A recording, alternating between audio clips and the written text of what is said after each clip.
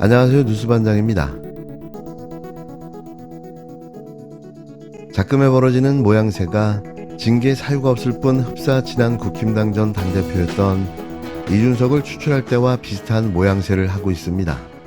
노골적으로 마음에 안 든다는 걸 표현하며 끊임없이 상대를 흔들어대고 있는데요. 까불지 말라는 거죠. 윤석열 대통령과 한동훈 대표의 갈등은 한 대표가 취임한 한 달 새 이번이 벌써 세 번째인데요. 계속해 대통령과 충돌하고 있는 겁니다. 특히 이번 갈등은 지금까지와 차원이 다르다는 지적까지 나오는데요. 국민 생명과 직결된 문제에서까지 정부와 여당이 파열음을 낸 걸 두고 여당 안에서조차 우려의 목소리가 있는 겁니다. 의료체계 곳곳에 뚫린 구멍이 이제 걷잡을 수 없이 커지고 있습니다. 이대 목동병원은 응급실 셧다운하는 방향을 검토 중입니다. 이곳은 서울 서남권을 관할하는 권역 응급의료센터입니다. 지방에서 수도권으로 마침내 서울까지 의료 대란이 현실로 다가오고 있습니다. 국민들 사이에서 절대 아프면 안 된다는 말이 공포처럼 퍼지고 있습니다. 구급대원들은 허리도 못 펴는 환자를 집에 보내야만 했다며 긴 밤의 절박한 상황을 전합니다. 응급실 뺑뺑이 끝에 사망사고가 속출하는데 정작 사태를 이 지경으로 만든 대통령실은 여당 대표가 제안한 2026학년도 의과대학 증원 유예 중지안마저 거부했습니다. 응급실 단축 운영으로 인한 의료 공백에 대해선 관리가 가능한 상황이라며 큰소리 치더니 정작 대책이라고 내놓은 게 돌아와달라고 호소하는 게 답니다. 대통령이 촉발한 의료 현장의 아수라장에 피해는 오롯이 국민이 감당하고 있습니다. 무능한 것도 모자라 무책임하기까지 합니다. 왜 죄 없는 국민들이 대통령의 아집과 독선으로 고통을 겪어야 합니까?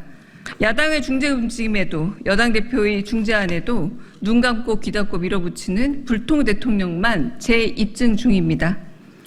국가의 첫 번째 사명은 국민의 건강과 생명을 지키는 겁니다. 정부 여당은 불통의 폭주를 멈추고 이번 의료붕괴 사태 매듭을 푸십시오. 지난 일요일 열린 고위 당정 협의회에 참석한 한동훈 대표. 회의가 끝난 뒤 한덕수 총리에게 2026학년도 의대 증원을 유예하는 방안을 제안했습니다. 하지만 이런 제안에 대통령실이 불쾌감을 드러내면서 이번 갈등은 불거지기 시작했는데요. 윤 대통령의 심기를 또 건드린 겁니다. 니까짓 게 뭔데라는 거죠. 한 대표는 민심을 언급하며 계속해 대안을 찾겠다는 취지로 말했는데요. 이번 사태를 발판 삼아 자신의 정치력을 보여주겠다는 입장인 거죠. 하지만 보기 좋게 까인 건데요.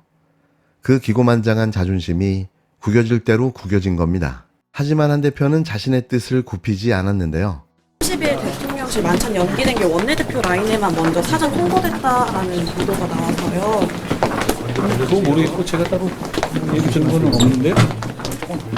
그럼 지금 의정 갈등이 당정 갈등으로 번진다라는 해석이 나오는 데에 대해서는 어떻게 생각하시는지.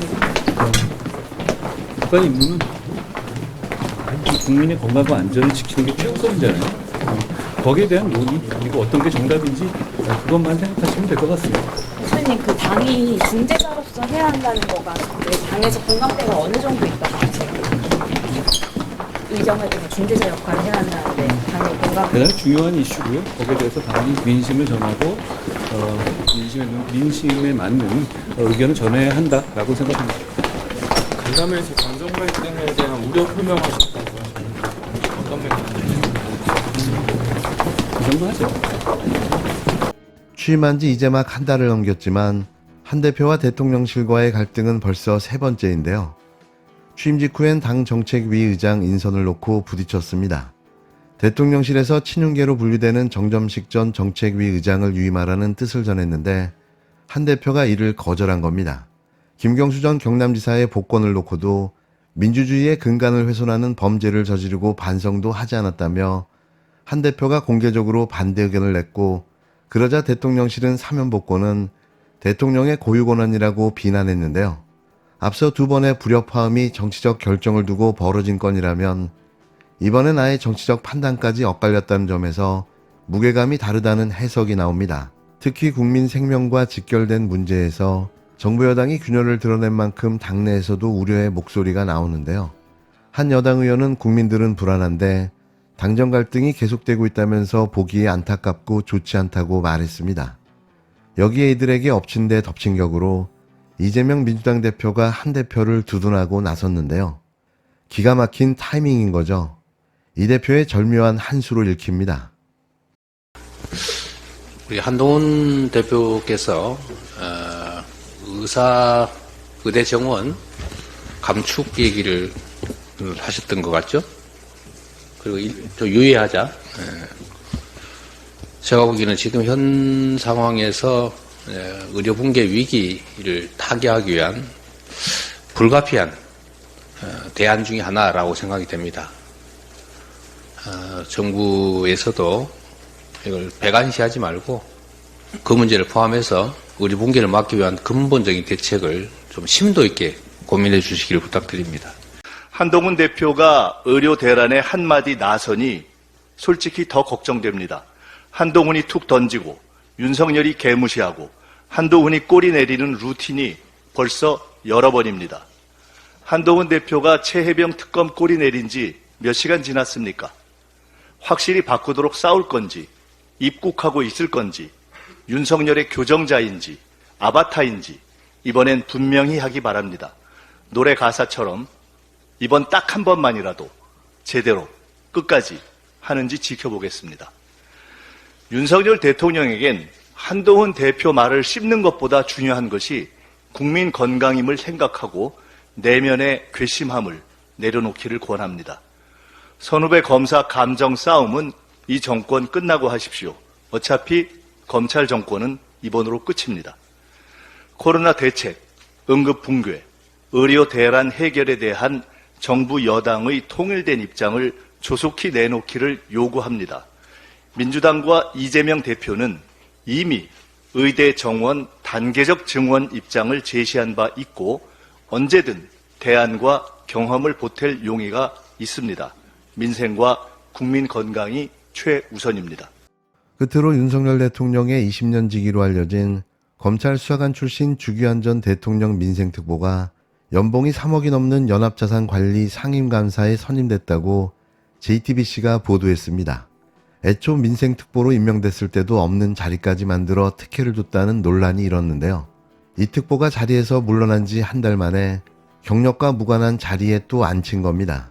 이런 사례는 주전 특보만 해당되는 특혜가 아니었는데요. 이런 공공기관 감사 자리에 전문성이 입증되지 않은 검찰 수사관 출신 인사들이 잇따라 임명되고 있는 겁니다. 탄핵당하기 전에 살뜰하게 챙겨줄 모양인데요.